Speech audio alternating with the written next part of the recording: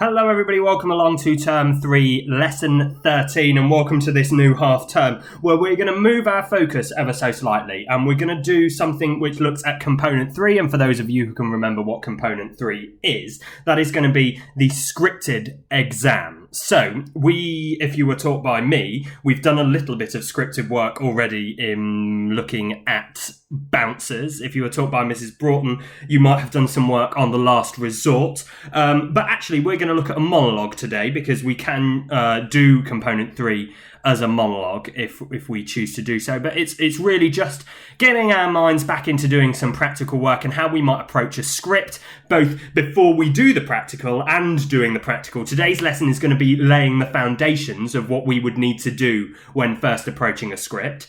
And then moving forward, we are going to be doing some practical work, and I'm going to be asking you to upload various videos, hopefully collaborating with some people via social media or via video chatting, however you might do that. But hopefully there's going to be more of an interactive and practical way to be doing some of our lockdown home learning. So our objectives for today are as follows. I'd like you to be able to describe the character of Leah from DNA by Dennis Kelly.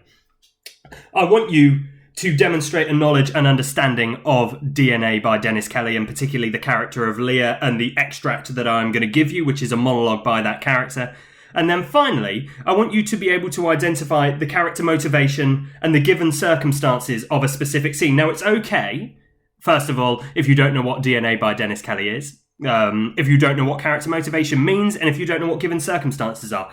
All is going to be explained in this video today. So, the resources that you are going to need for today's session are as follows. I'm going to ask you to have your drama book, and if you don't have that available, you can get some note paper and a pen. You're going to need a copy of the PowerPoint that I sent you with today's resources, because it's got some links to YouTube videos that I'd like you to look at. It's got a small extract from a script that you're going to need, and you are going to obviously, because there are links to YouTube, you're going to need access to YouTube and the internet. So I'm going to ask you to pause the video now, make sure that you've got all of those things in front of you, and come back when you are ready to go.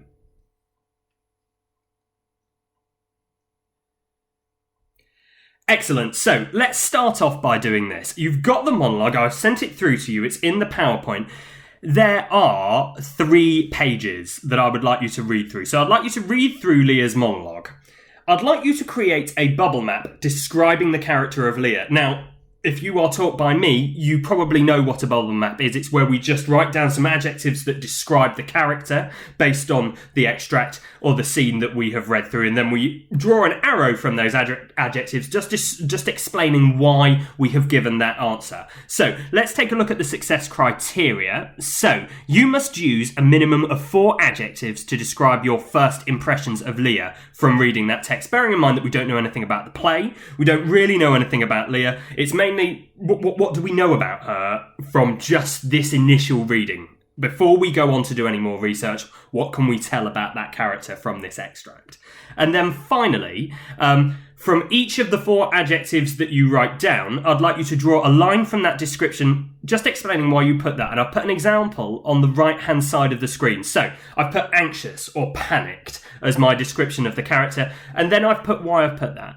And it is, her sentences are short. She uses lots of punctuation, which means she may be taking lots of breath or pauses, leading us to believe that she might doubt herself, that she's panicked.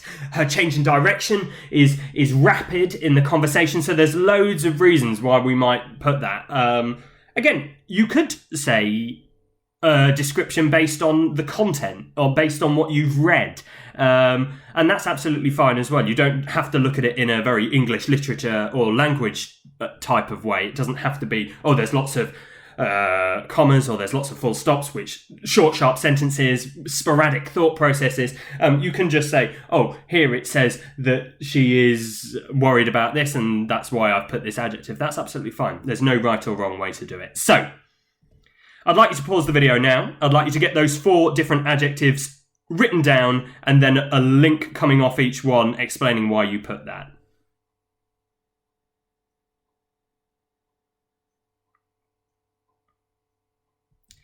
Excellent. Okay, so what I would like you to do now is this. Task 1, I'd like you to watch the 2 videos below, and I'd like you to do it in this order. I'd like you to start by watching the plot video, and then I would like you to move on and look at the characters video. Now, you don't need to watch all of the character video. You can just stop when they have spoken about Leah. That's absolutely fine. You might want to watch the whole video. It's going to give you a broader understanding of the play. I have no problems with you doing that, but you can just watch the Leah part if you would like to. So, starting by watching the plot video and ending by watching the characters video where it talks about Leah. And the second task I'd like you to do is I'd like you to reread the monologue and just in a different colour add 3 more descriptions of Leah based on your increased knowledge. And that can be based on what you've learned in the video. It can be based on your stronger understanding of the character through the character video, or it can be based on your wider understanding of the plot. I don't mind how that works. But again, from each of those 3 extra descriptions, I'd like you to draw off an arrow which explains why you've put that. And you can say, in the video it told me, or you can say, oh, this is something that I didn't write first time. So again, I don't mind how you structure that, but 3 extra descriptions and then 3 extra explanations justifying why you've given that description. Pause the video now, come back when you've completed this task.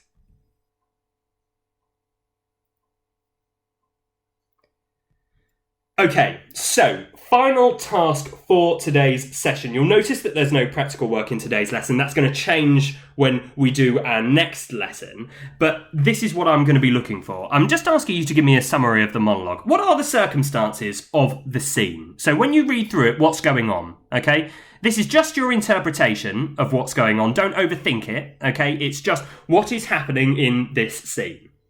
What is Leah's motivation in the scene? Now, motivation is a really complicated word. It spooks people, but actually it's really, really basic. What does Leah's character want to achieve in this scene? What does she want?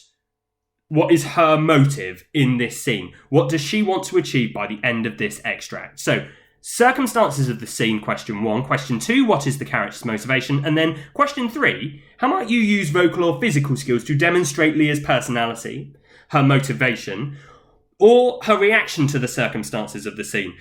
And I've put a small asterisk. In this answer, I'd like you to justify why you would use certain vocal and physical skills to demonstrate Leah's personality characteristics and motivation, and to demonstrate the circumstances. Don't just put, I would have her use a high pitch. Tell me why. Why do you want her to use a high pitch? What is that showing about that character, about her motivation, about her personality? And for question 3, if you're struggling, think about it as an exam answer, like we would in Blood Brothers. So when it says using vocal and physical skills, how would you perform the role of Mrs. Lyons? Very, very similar. Give me the vocal skill, describe how that she might use it, and then just say why. Why would you use that? What is it demonstrating about that character? So I'm going to ask you to pause the video now. Do come back to it because I'm going to go through some of these answers with you. But just spend no longer than about 10 minutes answering this question. Of course, answering these 3 questions. Of course, you can read through the monologue again, but no longer than 10 minutes doing this, please.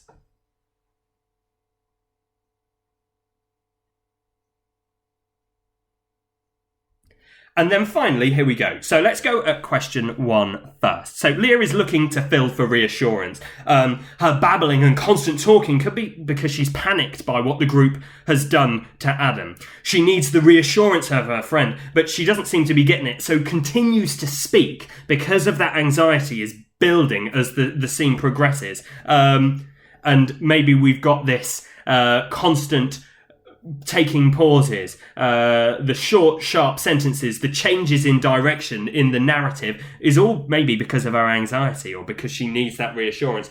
The basic motivation, and you might have put something more than this, but in my opinion, she's just trying to get Phil's attention. She's trying to seek his reassurance. That might be something else that you put. It's definitely just trying to get the attention of Phil, who remains silent throughout the scene. Notice that in the stage directions it says that Phil is there, but he doesn't actually give her any reaction, which might frustrate her, or it might just not bother her because she's so fixated on her own panic. And then finally, let's take a look at question 3. So I have given a really basic answer. I'd expect yours to be a little bit more advanced than this. So how might you use vocal and physical skills to demonstrate Leah's personality, character motivation, and her reaction to the circumstances of the scene? Leah would talk at a fast pace to reflect her panic. Her pitch would be high, also demonstrating this. Moreover, this pitch, or this high pitch, also demonstrates her need for approval from Phil. So again, I've just given you one example. If I were you and you don't have 3 different skills written down, I would probably write 3 written down. And that's going to be important because in our next lesson, I'm going to ask you to have a go at doing some work in a practical sense on doing this. I'm going to ask you to submit a small recording of reading through this scene. So that's where we stand. That's what I'm going to need from you today. What am I going to need you to submit? I'm going to need a copy of your bubble map. So for those of you who can't remember what that is, it's your descriptions, your adjectives, and then your justifications as to why you chose those adjectives, and then your response to the 3 questions that we have just gone through. And you're going to need that submitted by the due date given from your teacher, and you are going to submit that, I would imagine, through Microsoft Teams. But if you can't submit through Microsoft Teams, please do send it via email. Okay, I look forward to speaking to you again very soon. Stay safe, stay well. Thank you, and goodbye.